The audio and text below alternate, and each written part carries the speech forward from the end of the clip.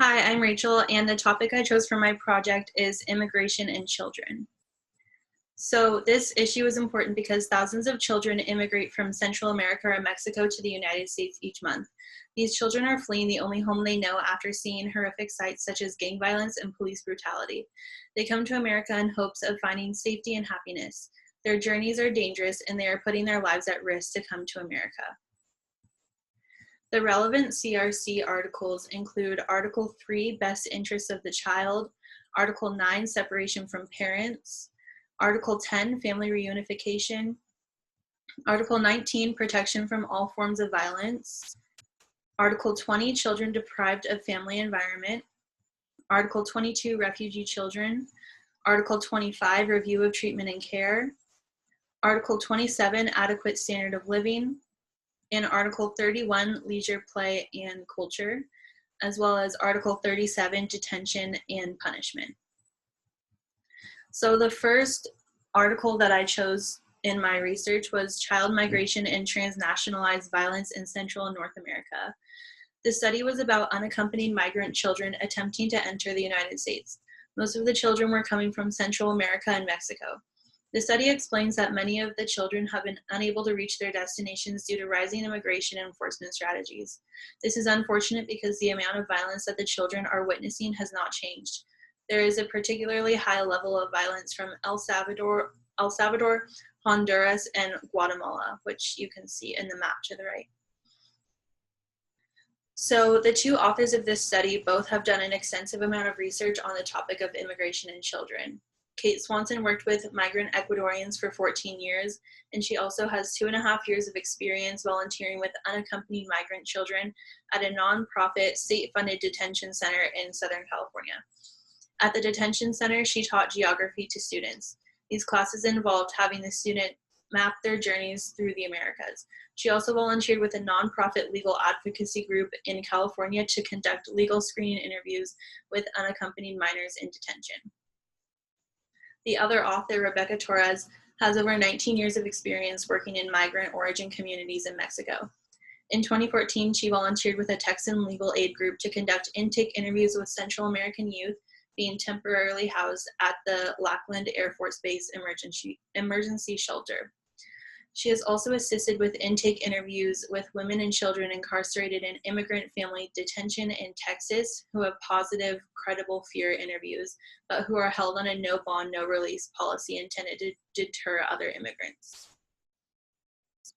The research from this article found that detention centers in the United States are not operating with an adequate standard of living for the immigrant children who are being detained there. For example, there has been proof of guards taking away jackets, taunting children, providing misinformation, or using deceptive tactics to obtain signatures on statements, as well as numerous microaggressions. Immigrant children have been through horrible traumatic events, and they need support from the guards at the detention centers. The children leave these centers with emotional scars from the treatment that they received during their stay. The second article I chose was Detention Centers Are Bad for Immigrant Children's Health, Study Finds. This article was based off of research from England, which proves that this is a worldwide issue. So the study was about the quality of detention centers in England, like I said. Doctors who specialize in children health analyzed 24 children who were being detained in a detention center called Yarl's Wood Immigration Removal Center.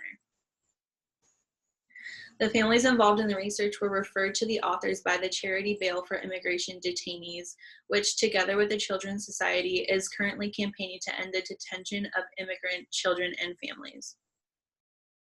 This study found that 11 children aged between 3 and 11 years old who were seen by a clinical psychologist had developed symptoms of depression and anxiety since being detained, and that 8 children had developed severe emotional and behavioral problems.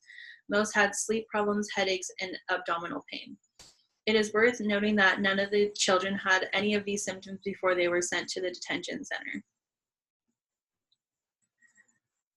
The third article I chose was called Family Separation and Reunification as a Factor in the Educational Success of Immigrant Children.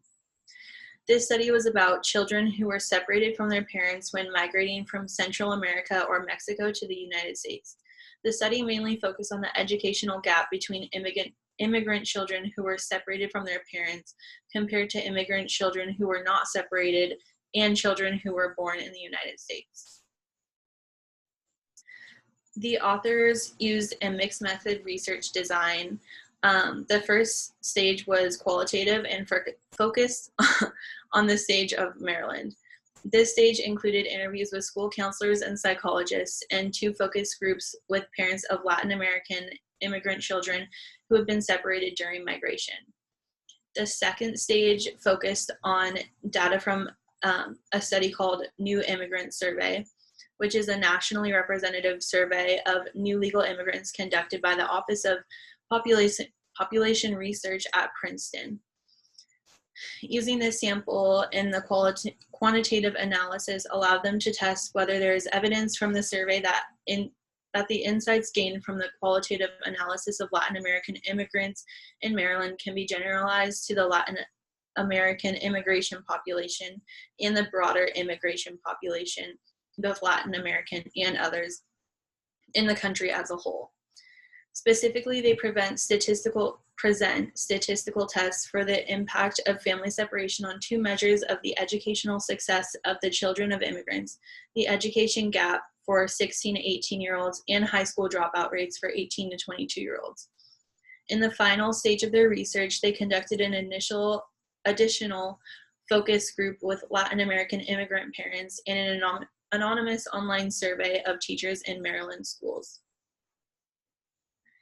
The research from this article showed that 1,753 children, 12.1% of children separated from parents during migration have an education gap, compared with 4.7% for those born in the United States and 4.9% for those born abroad but who migrated with their parents.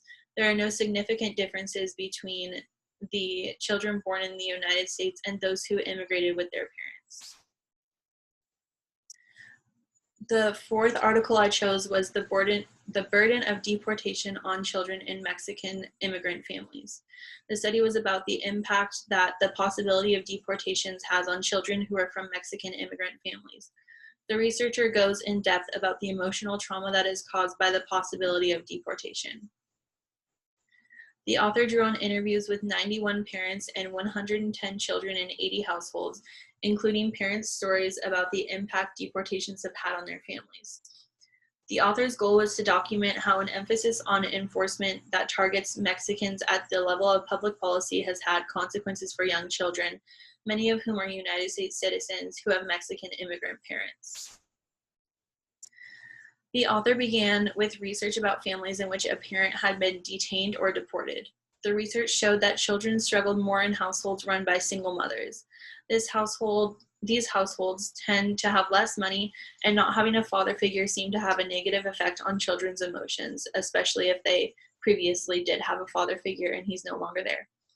The research showed that children who had fears tied to family members being deported had increased frequency of crying, loss of appetite, sleeplessness, clingy behavior, an increase in fear and anxiety, and generic fears of law enforcement officials. The author then turned his research towards families who did not have experience with detention centers or deportation. The research showed that these families still have emotional trauma from the fear of the possibility of being deported. These families have to plan their every move around the possibility of someone finding out that they are in the United States illegally. If someone finds out and tells authorities, there is a strong possibility that at least one family member could be deported. The research showed that out of all the members of the family, it is usually fathers who get deported. Sadly, the research also showed that young children who have fears about deportation will try to stray away from their heritage and identity in order to fit in more with their peers in the United States. They do this because they believe it will decrease their chances of deportation. So one example of effort toward improving the process of immigration is a bill that was passed by United States Senator Dianne Feinstein. This bill is called the Protecting Immigrant Families and Improving Immigration Procedures Act. This bill provides lawyers for toddlers as well as more judges for all immigrants. It incorporates the Keep Families Together Act, which is a bill that stops separation of families at the border unless there is a good cause. One of the main solutions would be an increase in funding for detention centers. An increase in funding would allow immigrant children to have access to warm clothes, nutritious food, clean water, and ample space during their time in the detention center. In an ideal world, the U.S. would abolish the idea of a detention center and instead reframe the concept into a rehabilitation shelter for immigrant children who are going through the process of immigrating. Also, it would be helpful for lawmakers to consider the emotions of the children and their families when creating immigration laws. The discussion question I have created for anyone watching this is, imagine you're a lawmaker. What law or laws would you create to help children who are immigrants? And here is the bibliography. Thank you.